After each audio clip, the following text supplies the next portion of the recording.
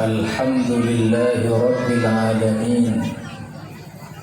Wassalatu wassalamu ala ashrafil anbiya'i wal mursalin Sayyidina wa habibina wa syafi'ina wa qurrati a'yunina Muhammad Sayyidil anbiya'i wal mursalin wa sayyidish syuhada'i was salihin. Salawatu Rabbi wa salamuhu alaihi wa alaihim ajma'in, amma ba'du. Subhanaka la ilma lana illa ma 'allamtana innaka antal alimul hakim.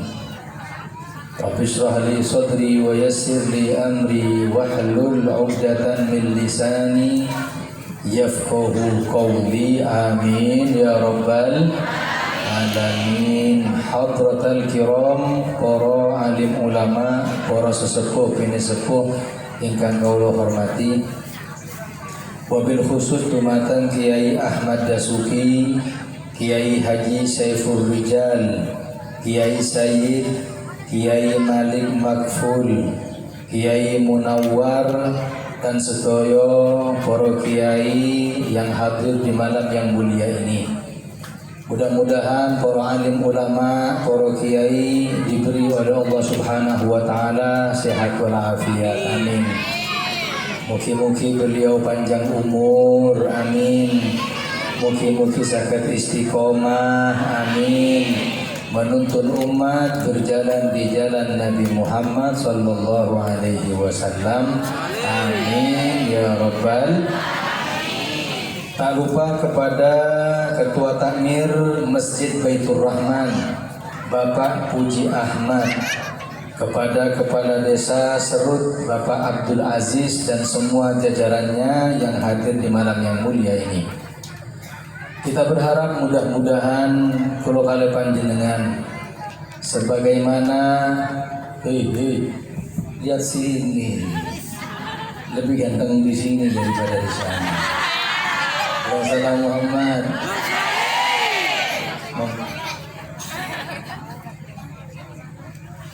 Mudah-mudahan kula kali panjenengan sebagaimana dikumpulkan di tempat yang mulia, dikumpulkan di bulan yang mulia, dikumpulkan di majlis maulid, majlis yang mulia. Mudah-mudahan kita semua dimuliakan oleh Allah. Amin.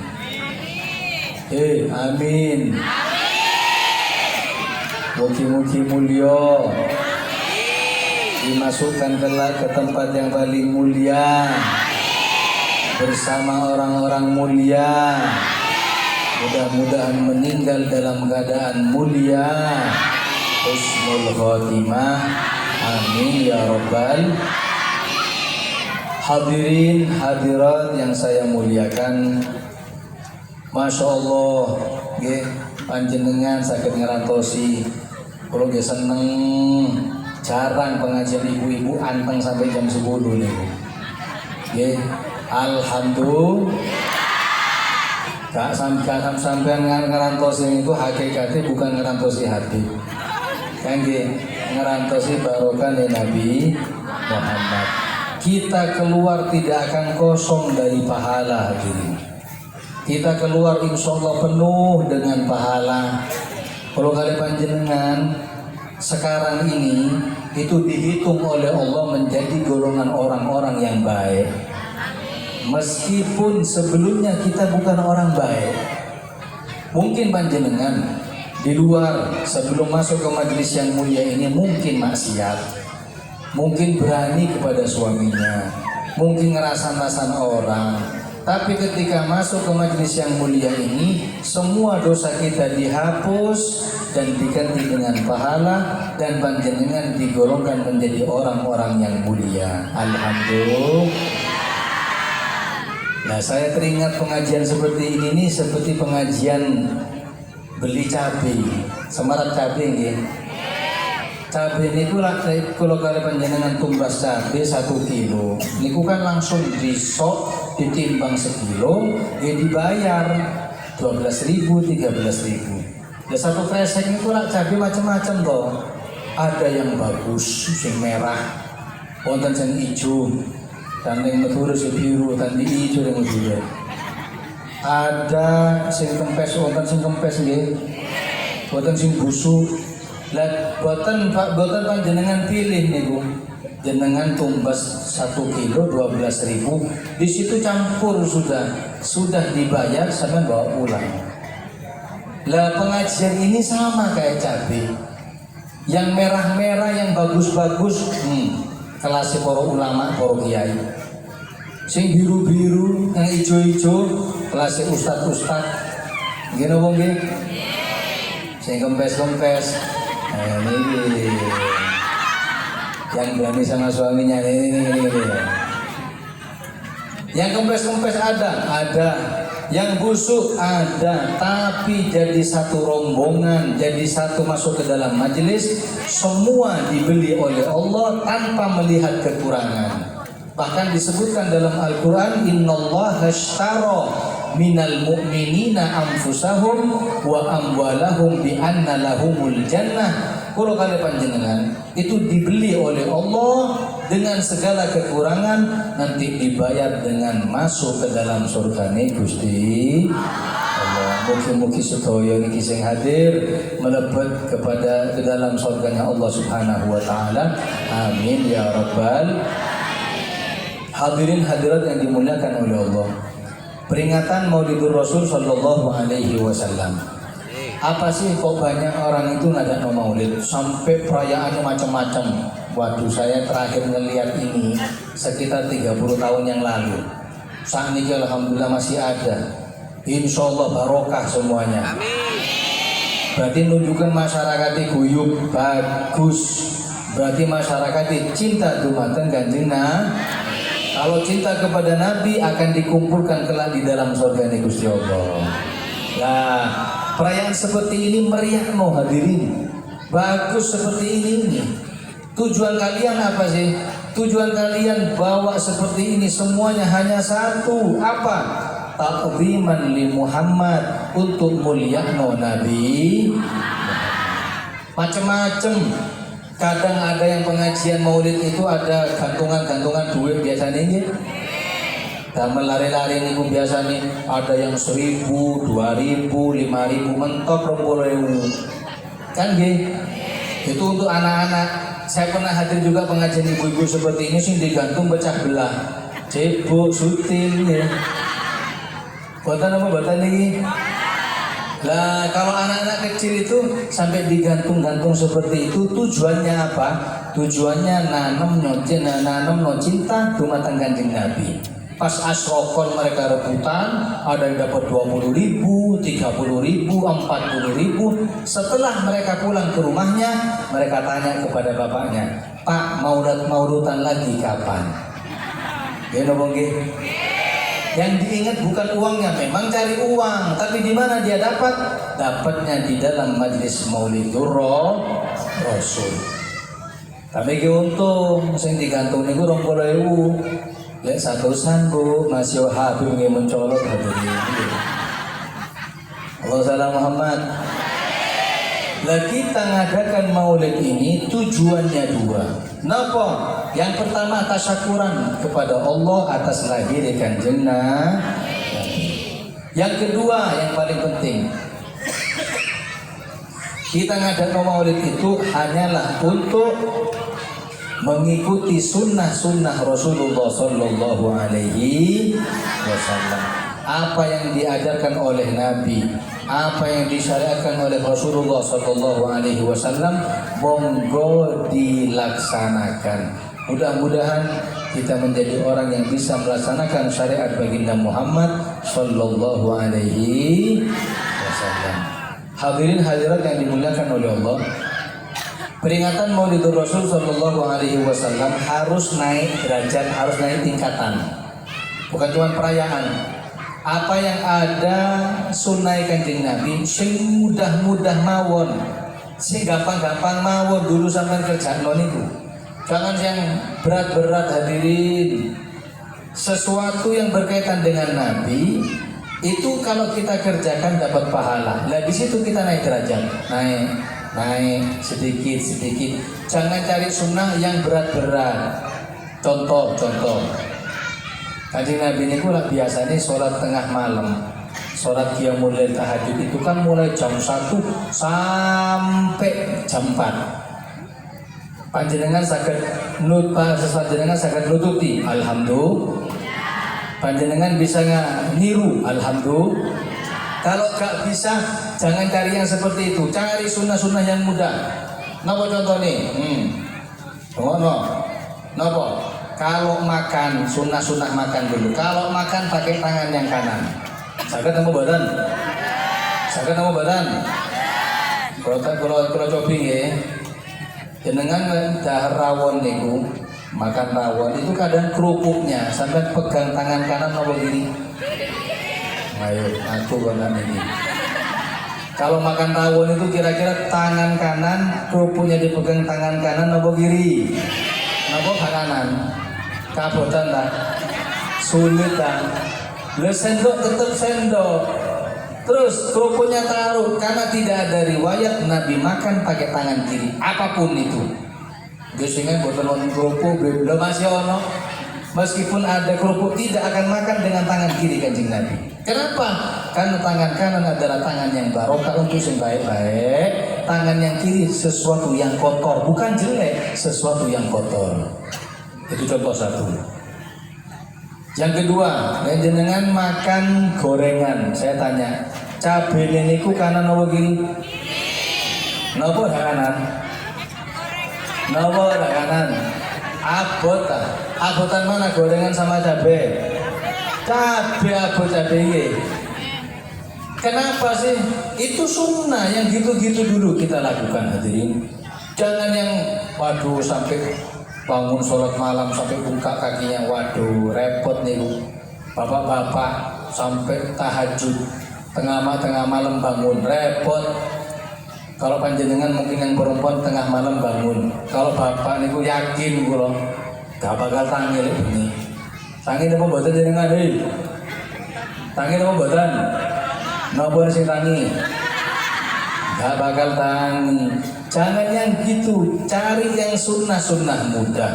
Lah, begitulah para aulia, begitulah para ulama dengan sunnah-sunnah yang mereka kerjakan terus naik derajatnya sedikit, tidak lain karena mengikuti Nabi Muhammad Sallallahu Alaihi Wasallam. Hadirin hadirat yang dimuliakan oleh Allah, itu contoh di dalam makan. Belum lagi kalau makan dan minum sunai duduk, jangan berdiri. Nah kadang kalau sudah yang ngajar no Kanjeng Nabi boten didamel. Tapi kalau ada penelitian profesor, doktor, radhiyallahu anhum niku tokoh Amerika baru dilakoni. Oh ternyata kalau minum duduk itu nyiram ginjal gitu. Lah iya. Mulai dulu kan Nabi mengatakan kalau minum duduk. Kalau mau minum berdiri gak apa-apa, tapi syaratnya satu. Napa? Air zam-zam. Mau minum, sekarang kan zamannya orang umroh.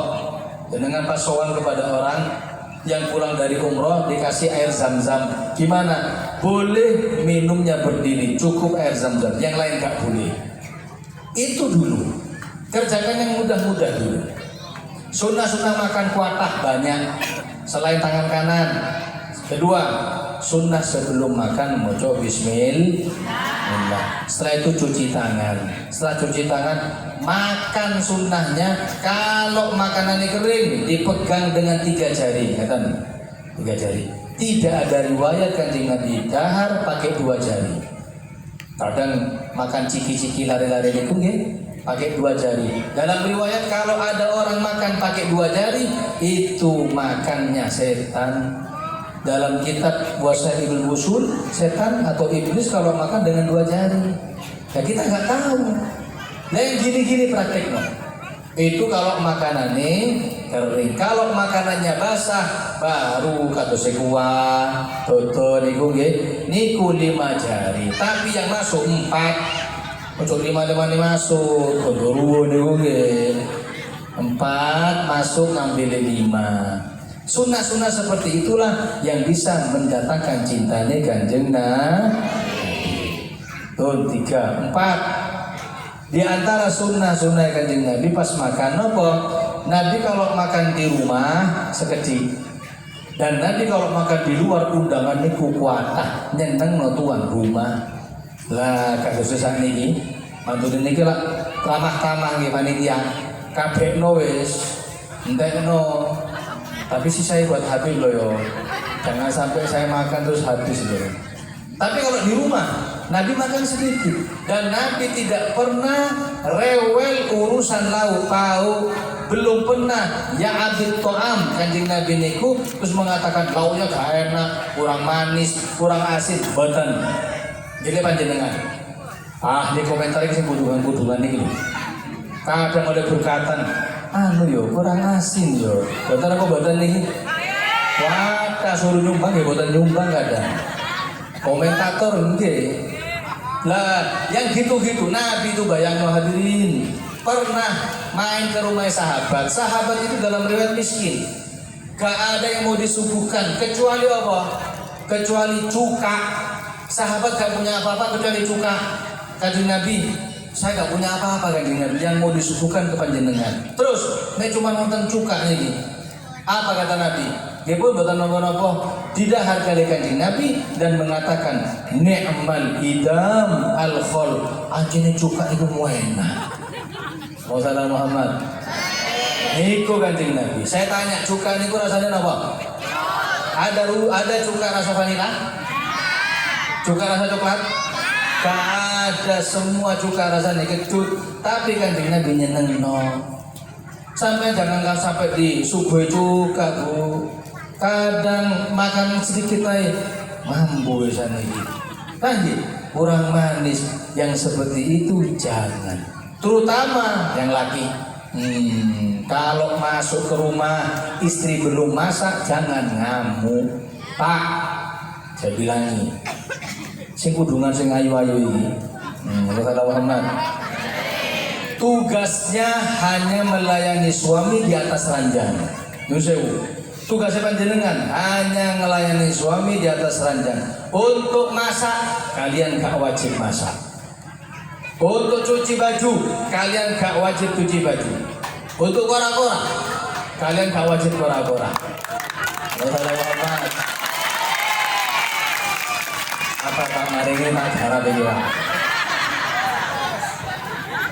Terus bahkan ulama mengatakan, kitab-kitab fikih ini menyebutkan kalau perempuan ketika anaknya lahir mengatakan kepada suaminya, Mas tak susoni, tapi dengan syarat saya susui 2 tahun sampai bayar 20 juta.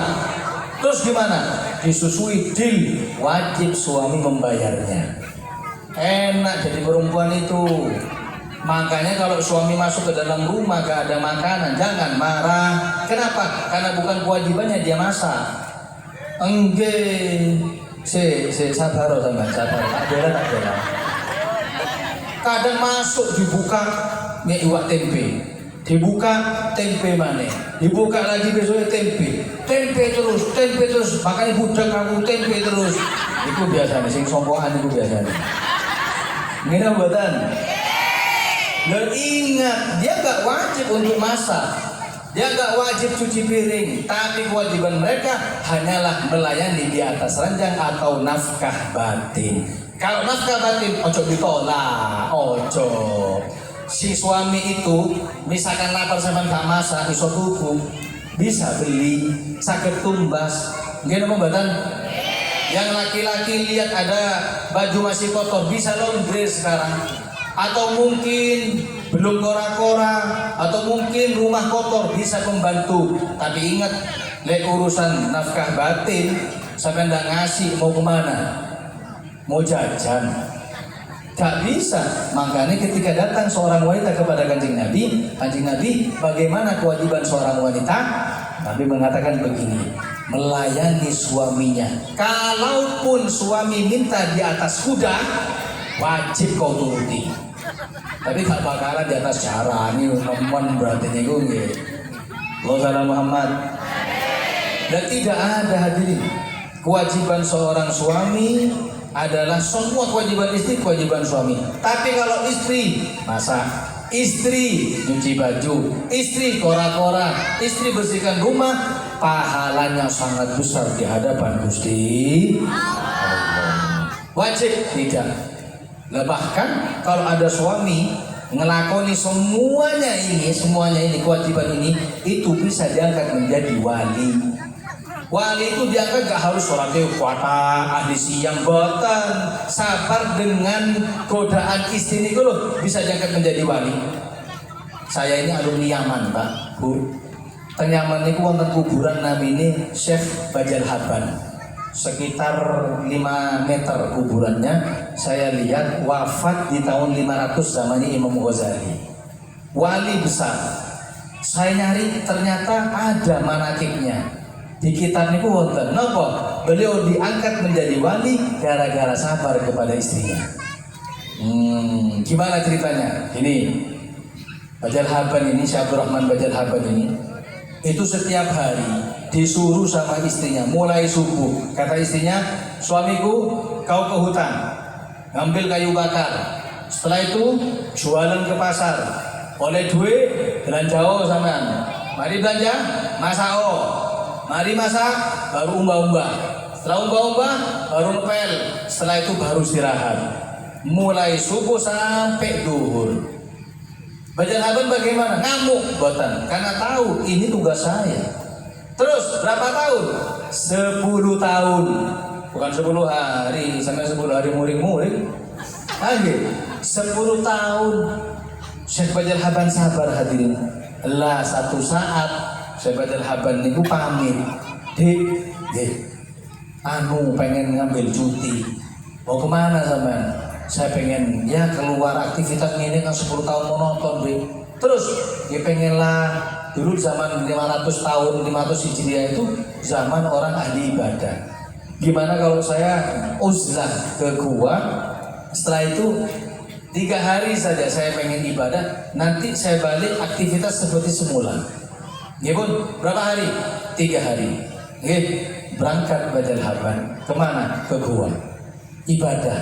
Lah sampai di gua ternyata ada 2 orang ahli ibadah mendahului beliau, sudah di situ. Langsung beliau, assalamualaikum, salam. Nyun sewu nggih, saya mau juga ibadah di sini seperti jenengan. Saya ketemu batan, monggo. Akhirnya ibadah selama 1 hari. Pas tengah-tengah siang, mantune duhur niku, kerasa lapar. Saya Bajal Haban tanglet, Pak, biasanya lapar seperti ini gimana sampai cari makan? Apa salah satu turun ke kota beli nasi kita makan bareng atau gimana? Dengarkan. Kata satunya, loh, saya sudah ahli ibadah di sini, Allah kasih karomah kepada saya. Kalau kami lapar, kami tinggal minta ke Allah, tawassul dengan wali besar, Allah turunkan hidangan dari langit. Kata Bajal Haban, mosok, iya, saged lah, saged bisa, cobaan, coba hadirin. Diangkat tangannya orang ini dan mengatakan begini, Allahumma ya Rabbi bijahi Syekh Bajal Haban anzilil ma'idata minas sama. Ya Allah, demi kemuliaan Syekh Bajal Haban. Wah, ke Syekh Bajal Haban, lu kok jenengku, kok nama saya disebut? Ya Rabb, keluarkan, turunkan hidangan dari langit. Ting, turun bu, soto Lamongan. Masya Allah, lengkap dengan kerupuknya gitu. Kaget Syekh Bajal Haban, kok nama saya jadikan tawassul itu? Ya sudah, makan. Hari kedua juga begitu. Kalau satu yang pertama kakaknya, sekarang adiknya yang doa. Doanya sama. Allahumma bijahi Syekh Bajal Haban anzil ma'idatan minas sama. Ya Allah, turunkan demi kemuliaan Syekh Bajal Haban, turunkan hidangan dari langit. Ting, rawon lengkap dengan ST-nya. Lah dia merasa, kok nama saya? Hari ketiga diminta 2 orang ini untuk Syekh Bajal Haban yang doa. Boten burun, jangan saya kan murid baru di sini. Lo gak apa-apa, sampean harus doa. Akhiri doa, tapi gak ngaku dirinya Bajal Haban. Tetap ikut doa yang sebelah, mengatakan ya Rob bijahi Syekh Bajal Haban. Gawe dhewe. anzilil ma'idata minas sama. Ketika Syekh Badal Haban yang doa, waduh yang turun banyak, ding ding ding ding ding, gado-gado, ayam geprek, indomie, macam-macam lah. Setelah itu curiga, sampean sapa? Loh, saya Abdullah, saya ini hambanya Allah. Iya, jenengmu sapa? Dan terus akhir saya Badal Haban tahu dirinya punya karomah, turun. Ketika turun ketemu bojone, ngomong gimana? Kenapa balik? Laporkan balik. Enggak, saya dapat keanehan. Nah, sampai tahu karomahmu itu gara-gara sabar dengan godaan saya selama 10 tahun. Lah, barangkali suami ini panjenengan jadi Badal Haban zaman Nuh. Lagi. Gimana? Dia sabar, jangan 10 hari, 10 tahun. Lah yang gini-gini hadirin, yang gini-gini kita harus tahu kan Nabi itu belum pernah komentar urusan makanan, belum pernah makanan tadi itu dicaci, belum pernah. Lah Nabi itu ibarat supir, kita penumpang. Nabi itu kalau makan, kalau pengen makan karena PDW, gak makan seperti kita bu, makan di sorga, minum di telaga Al-Kautsar. Saya ketemu buatan Nabi ini sakit. Dan kita gak bisa ikut. Dan Nabi itu ngering sampai diganjal waktu. Perutnya itu untuk apa? Agar umat sakit mengikuti. Contoh Pak, Kanjeng Nabi ini Pak pernah masuk ke rumah Siti Aisyah, gak punya apa-apa. Tanglet Kanjeng Nabi, Aisyah sama gak masak. Kata Aisyah, boten Kanjeng Nabi. Terus gak punya makanan, ada cuman air Kanjeng Nabi. Apa kata Nabi? Idzan inni shaimun. Ya wis, lek ana apa-apa aku tak poso wae. Milih puasa. Saya yakin kalau ada bapak-bapak seperti itu gak mungkin ngomong, "Dek, gak ono panganan nah." Gak ono. Ya wis aku tak poso wae. Oh, gak ono. Gak bakalan wis. Gak bakalan. Makanya ulama mengatakan boten saged nututi puasane nggih minimal nututi sabare. Niku Kanjeng Nabi. Tak bakalan kita, ya wis aku tak poso wae, gak bakalan. Tapi minimal sabar. Karena Nabi itu ibarat supir. Kalau misalkan Nabi ada PDW, waduh gampang. Tanah Mekah dijadikan emas, bisa. Siti Maryam, tahu Siti Maryam? Siti Maryam. Siti berat rujak nih gua. Siapa Siti Maryam? Tahu. Ayu Ting Ting tahu. Tahu. Siti Maryam itu ibunya Nabi. Lah Siti Maryam itu ketika ibadah kepada Allah itu datang hidangan dari langit. Kullama dakhala Zakaria al-mihrab wajada indaha rizqa. Ketika masuk Nabi Zakaria kepada tempat ibadahnya Maryam, tahu-tahu ada hidangan. Tanya dari mana Maryam? Qalat hiya min indillah, catering saking Gusti Allah. Lah Siti Maryam itu saya tanya, kan perempuan. Niku Siti Maryam Nabi napa mboten? Bukan. Kenapa? Karena Nabi syaratnya tidak boleh perempuan. Kok bisa datangkan hidangan dari langit? Nggih, karena karomah. Lah sekarang Kanjeng Nabi, misalkan datang masuk ke rumah Sayyidah Aisyah. Aisyah punya makanan, gak punya. Kenapa tidak minta? Darab, sutu lamongan Gusti. Saged temu mboten? Saged temu mboten? Wajib sama bilang saged. Kenapa? Siti Maryam bisa kok masuk Kanjeng Nabi mboten saged. Kenapa Nabi kok tidak minta? Nggih, biar umat saged nututi. Nggih Kanjeng Nabi, Gusti, ayam geprek Gusti. Lah, itu bisa turun. Lah terus bojomu, suami sampean, "Dek, ana panganan nah?" Gak ono. Gusti, ayam geprek. Apa sing mudun? Gak bakalan. Lah itulah hikmahnya Nabi ngerin sampai milih menjadi Nabi paling miskin. Makanya hadirin hadirat yang dimuliakan oleh Allah, miskin bukan hinaan. Miskin bukan hinaan. Nabi kulo kali panjenengan nabinya miskin. Kalau ada orang bilang saya miskin sekarang, lo bagus milih kali Kanjeng Nabi. Justru yang jadi bahaya itu kalau kaya. Orang kaya jangan sombong, mendatang mendiding kaya, hati-hati loh kan. Orang kaya itu masuk ke dalam surga lebih lambat 2 hari. Robo Surobo rame nih yo. Saudara Muhammad. Saudara Muhammad. Hadirin hadirat, miskin bukan hinaan, tapi kaya itulah kalau orang kaya masuk ke dalam surga itu telat 2 hari. 2 hari beb, hati-hati. 2 hari di akhirat ka alfi sanatin mimma ta'udun, seperti 2000 tahun. Makanya sampai tahu Abdurrahman bin Auf sahabatnya Kanjeng Nabi, paling kayanya orang. Jangan dilihat itu, dia sing ceramah nih dulu. Lanjut. Antuk asaman. Bener lo ya. Ayo lanjut. Sampai mana tadi? Lupa ya. Abdurrahman bin Auf, kayanya orang, donatur Kanjeng Nabi, pernah matur dumateng Sayyidatuna Aisyah. Aisyah, tahu nggak Abdurrahman? Nggih, tahu Kanjeng Nabi. Nanti masuk ke dalam surga ini ku ngerangkak. Loh, mosok Kanjeng Nabi? Nggih, gara-gara hartanya yang banyak.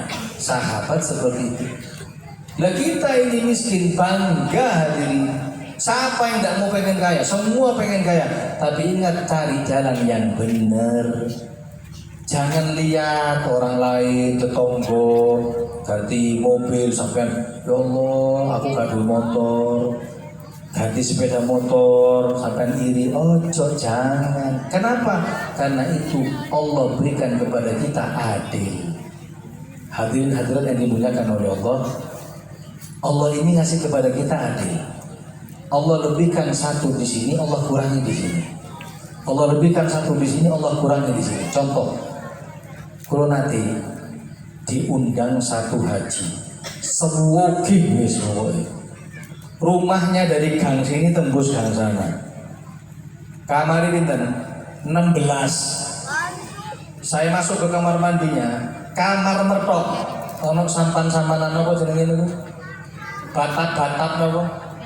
Betap. Saya mikir saya tidur di kamar mandi cukup ya. Gak usah di kamar. Gede rumahnya. Terus saya tahu Allah kurangi apa? Ngapunnya saya nggih. Boten gak ada yugo, gak punya anak.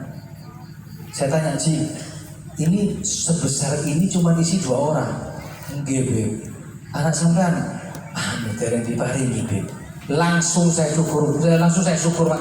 Alhamdulillah, ya sugihan aku lah. Saya punya anak meskipun gak punya seperti ini. Kan nggih.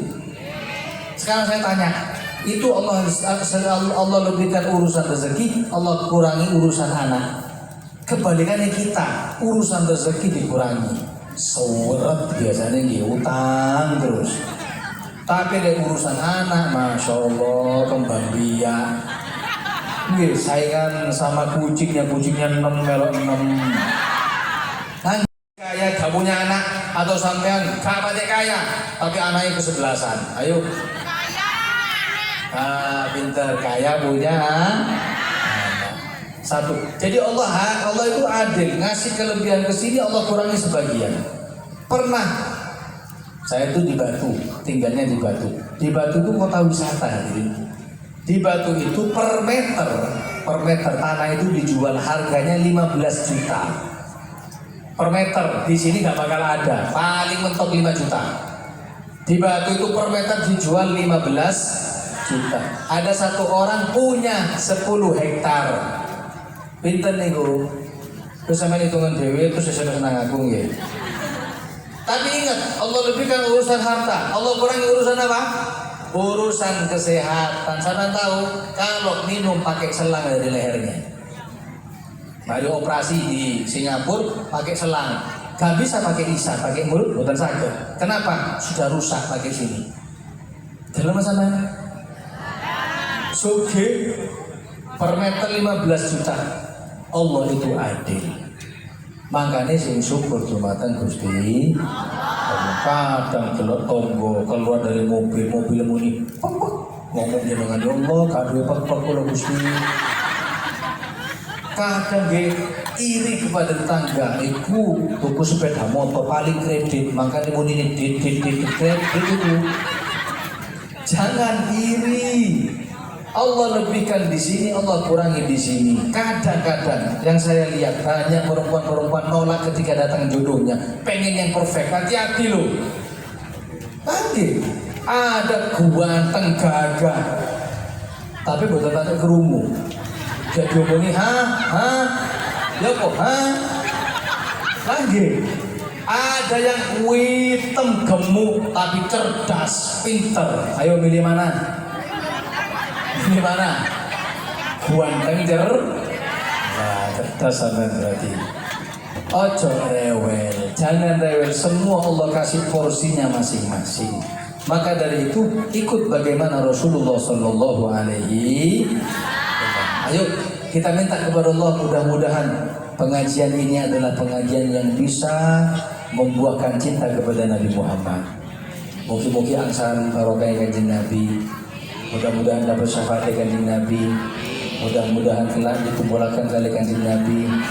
Mudah-mudahan semuanya masuk ke dalam surga sarang kanjeng Nabi. Mudah-mudahan majelis ini tidak keluar dari majelis kecuali dosa kita diampuni oleh Allah. Aib kita ditutup oleh Allah. Yang punya hutang mudah-mudahan dapat lunas. Yang belum datang jodohnya mudah-mudahan dapat datang. Yang sakit disembuhkan. Yang kena musibah mudah-mudahan diangkat. Yang urusannya masih kesulitan diberi kemudahan oleh Allah. Mudah-mudahan diberi oleh Allah anugerah mendapatkan husnul khotimah. Mugi-mugi sehat walafiat, panjang umur, sakit menutupi bulan Rabiul Awal yang akan datang. Akan datangnya lagi dalam keadaan ridho dan diridhoi. Amin ya rabbal. Kita tutup dengan doa. Bismillahirrahmanirrahim. Alhamdulillahirabbil alamin. Allahumma salli wa sallim ala sayyidina Muhammad wa ala ali sayyidina Muhammad. Allahumma ja'al jam'ana hadha jam'an marhuma wa tafarruqana min ba'dihi tafarruqan ma'suma wa la taj'al fina wa la ma'ana syaqiyan wa la mahruma. Rabbana atina fid dunya hasanah wa fil akhirati hasanah wa qina adzabannar. Wa sallallahu ala sayyidina Muhammad wa ala alihi wa sahbihi wa sallam. Walhamdulillahi rabbil alamin. Al-Fatihah.